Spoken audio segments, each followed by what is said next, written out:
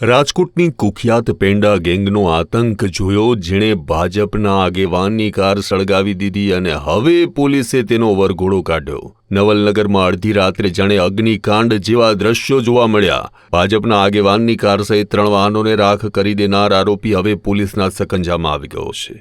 માલવીયાનગર પોલીસે આરોપી યશ ઉર્ફે ઠૂઠીને ઘટના સ્થળે લઈ જઈ અને આ કાંડ કેવી રીતે કર્યું હતું તે સમગ્ર ઘટનાનું રિકન્સ્ટ્રક્શન કરાવ્યું.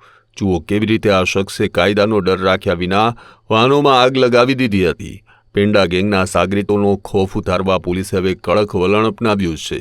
સરા જાહેરમાં આ રીતે ઇજ્જત જાય તેવી રીતે વરઘોડો કાઢી અને પોલીસે ગુનેગારોને કડક મેસેજ આપ્યો છે કે આવા આવારા તત્વો, તોફાની તત્વોને પોલીસ ડામી દેશે. ત્યારે તમને શું લાગે છે, રાજકોટ પોલીસની આ કડકાઈથી આવા ગુનેગારો શમી જશે કે અત્યાર સુધી પડકાર બનેલા આવા ગુનેગારો આવી જ રીતે પોતાનો આતંક ભવિષ્યમાં પણ યથાવત રાખશે?